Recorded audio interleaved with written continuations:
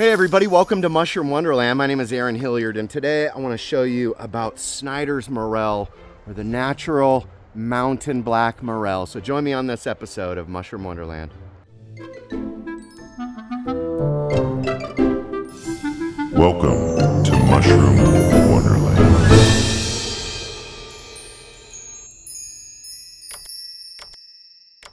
So today, me and my friend Jim are out hunting Snyder's morels. These huge grenade-looking morels grow wild on the West Coast, basically from Central California all the way up to British Columbia and even into Alaska. Morels snyderi is a huge natural morel. This is one of the most desirable morels to pick, in my opinion.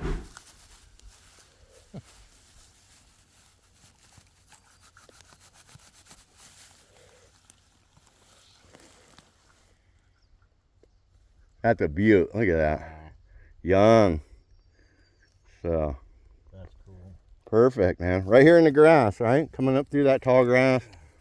And if you look at the base of the stem, it's like completely convoluted, just like full of flesh. And if I was to cross-section one of these, I'll do that, you'll be able to see that it is hollow in the middle. So if you're unfamiliar with what a morel is, right? This is a mushroom that grows in the spring. And once the snow melts and the ground starts warming up, morels start coming out. And these ones are some of the best. And they grow in association with the trees around here in the Pacific Northwest. So I opened that one up. Doesn't have a huge hollow cavity inside, but you can see that it's hollow. And then the bottom of the stem is really convoluted with a lot of tissue in there. And this is a delicious wild edible mushroom.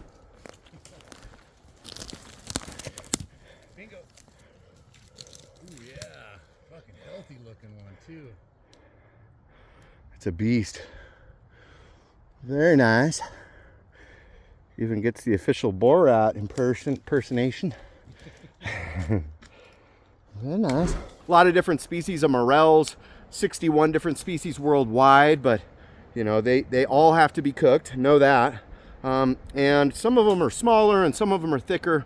These Morels snyderi, or the Snyder's morel, is one of the bigger, hardier morels. And so on the east side of the Cascades or the Sierra Nevadas, working their way up this crest of mountains running up the West Coast, pretty much on the east side is quite a different habitat than it is on the west side. And I live in Western Washington, and it's a lot wetter, completely different habitat, temperate forest, a lot of moss, all that kind of stuff.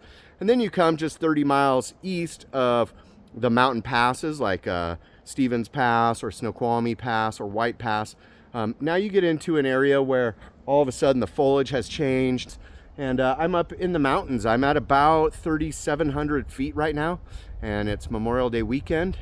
And this elevation is about right for these mushrooms. So they're gonna start out at the lower elevations, and as the ground temperature warms up, they work their way up into the mountains. So right now we're somewhere between 3,500 and 4,000 feet is where we're finding them.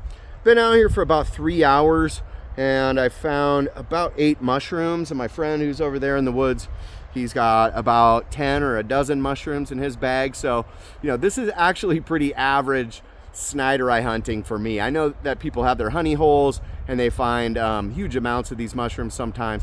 Typically for me, I spend a day out, you know, maybe 4 or 5 hours hiking around in the woods. It's beautiful out here, but I don't really expect to come home with more than a meal or two. But it really isn't, you know, about food. It's kind of the whole adventure of it. You know, if you're into mushroom hunting, you know, it's the same little hit of dopamine that you got when you were Easter egg hunting when you were a little kid. And so you get that when you walk into one of these meadows and you see one of these puppies just sitting there. Now, sometimes these pine cones can be really deceptive. So you'll see one of these from a ways off and you'll be like, dang it, I thought it was a morel. A couple things to consider when you go out is to have a good pair of hiking boots. This terrain can be pretty uneven, and so having good boots and also waterproof boots can make a huge difference. Also, carrying a nice basket will keep your mushrooms in good shape. A lot of people want to carry mesh bags, and that's fine, but it have a tendency to really beat up your mushrooms. Personally, I prefer a wicker basket. Some people think that spores might be able to fall through the cracks of the wicker and seed the forest floor. You know, sure, it probably does happen. There's never been any evidence that it actually makes any difference, but it's a nice sentiment and it just kind of feels good. But mostly I can really use it like a gimbal in my hand when I'm walking so that the mushrooms don't get too jostled around or beat up. Mushrooms like morels will really get beat up and disintegrate if they're in a mesh bag being beat around while you're hiking over logs and through the woods all day long. Another good thing to have is a sharp pocket knife. I have a little hook blade foraging knife with a brush on the other end, and you can get one of these. There's going to be a link in the description, but this is a pretty nice little tool. Any pocket knife will do. And I always just cut the mushrooms off at the base so that I keep some dirt out of the basket. Morels have a tendency to get a lot of dirt and debris in those crevices. So make sure that you cut them off and clean them before they go in the basket. Easier to do it in the field than it is at home. I come out every year and come to the arid side of the Cascade Range, and you're gonna find these kind of mushrooms, and they'll follow the snow line way up into the hills until, you know, probably middle of June. You're gonna stop seeing the Snyder morel popping up. But right now in the middle of May, towards the end of May, is just prime season for finding these morels. And some years are great and some years not as much. You know, just like with any mushroom, there's good mushroom years and there's bad mushroom years. I don't think people really like commercially hunt these kind of mushrooms because you just don't find that many in one place. You know, sure, people who live around here probably scouted these hills and know the honey holes. But for a guy like me, I live on the west side, so I drive over here. It's a 2-hour drive to Eastern Washington, and then, you know, I just hope to get lucky. I have some spots where I found them before, and I go back to those areas pretty much every year and check them, and some years is good and some years is bad. And mushroom hunting is getting more and more popular, so a lot of people are out here hunting mushrooms, hiking around in these woods looking for morels. And so I love that people are becoming more aware of wild mushroom foraging, but at the same time it makes it a little bit more challenging, especially on the tail end of a weekend. Today is Memorial Day. It's the Monday of the 3-day weekend, and so, you know, a lot of people have been through these hills looking for mushrooms. But that being said, just because somebody's been through there doesn't mean that they got them all. It's absolutely impossible. You know, I've hiked in areas where people have been and found a bunch of mushrooms right after them, and I didn't know that they were there right before me, but later we talked about it and they were like, that's the area we picked. And I'm like, well, you didn't get them all because I still found a bunch. So some of the areas we were in today really kind of looked like a lot of human traffic, and when I see that, I have a tendency to probably go get back in the truck and go scout a new area. There's forest roads that wind all the way through, like the Okanagan, Wenatchee National Forest. This is like tons of public land. You can camp anywhere you want. It's really, you know, one of the last places that you're just truly free to be free. You can just roam wherever you want in the hills, which makes it a lot of fun. And so, you know, finding these morels is something I love to do every spring, and I sure hope that you get to go out and find you some morels. You know, we found several in a few different habitats. Mostly these habitats are going to be conifer dominant, and they're going to have logs laying around, but these mushrooms don't seem to mind the human disturbance too much.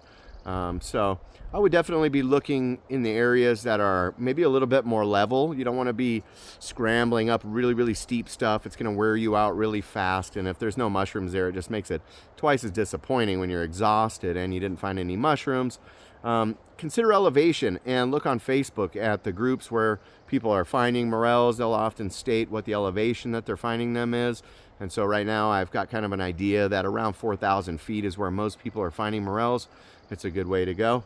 Also, moisture is a huge thing. We had a really dry spring, and we actually came out here last week, found one mushroom all day, but it poured rain all day long. So this week, you know, the 15 or 20 mushrooms that we found between the two of us are because of that rain that we had last weekend. So you definitely want to go, you know, a good week after a heavy rain. It's not going to be the day after. So when there's a heavy rain, wait at least 3 or 4 days. You know, it takes a while for that mycelium to start producing fruiting bodies. I'm going to go make a delicious meal with my Morels snyderi. I'm at home now. I'm going to cook these up with a delicious steak. I know I do that a lot, but I just love steak and mushrooms, and especially morels. I think they just pair so good with meat. So I've had these stored for a couple of days in this brown paper sack. You can keep morels or any mushrooms in a brown paper sack in the produce drawer of your fridge for several days, you know, sometimes a week or even 2 weeks. Chanterelles can last a really long time. And these will last quite a while. They've dried out a little bit, which is really nice. So I'm gonna grill a steak and then I'm gonna cook these up nice and simple in a fry pan and make a little bit of a butter lemon sauce for our steak, and it's gonna be delicious, so check it out. So the first thing I'm gonna do is I'm gonna dice up a little bit of onion. I'm gonna slice up a little bit of garlic, and I'm gonna get my mushrooms cut up. Personally, I don't like to cut them into rings. I would like to cut the mushroom lengthwise so that you kind of can see the shape of the mushroom a little bit better. I like nice meaty chunks of the morels. So I'm gonna cut them in half and then I'm gonna kind of chop them up from there and start with some olive oil. We're gonna add in the mushrooms right away, and we're gonna hold off on our garlic and onions for just a little while. We wanna make sure that we cook these morels really well done. And so I'm gonna let these just simmer on medium heat, just turning them. I don't want any caramelization quite yet. I just wanna get everything soft and cooking through, nice and thoroughly cooked all the way through that flesh before we start to get that golden brown on the outside. So, you know, about 5 minutes, we're just gonna move these around in the pan, just getting them nice and softened up with that extra virgin olive oil. I'm gonna go in with some garlic and onions, not too much. I'm not putting all that in there. But enough to make a nice little sauce. Just gonna let that all cook. Then I'm gonna go ahead and add in a lump of sweet butter. This is salted butter. You can use unsalted butter, of course. You can do whatever you want, but I'm just gonna add in a lump of salted butter. I personally love salt, and I've just got used to cooking with salted butter, so it works good for me. I'm gonna add in a couple shots of lemon juice and a little bit of dried herbs like rosemary, thyme, and sage. After this all cooks for a while, I have this kind of butter sauce. These little bits that are starting to cook to the bottom of the pan are also flavors. So I'm gonna add in just a little bit of water to break all of those loose, to kind of make this little bit of a sauce and reduce it just a little bit further, and it's about ready to put over our steak.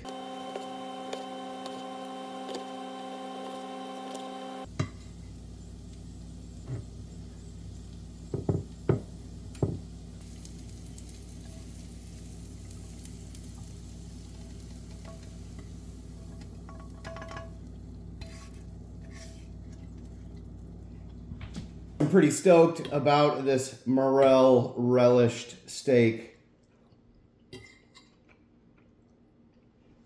It's just a savory flavor bomb. Overdid the steak slightly, but the morels with the butter and everything just make it so decadent.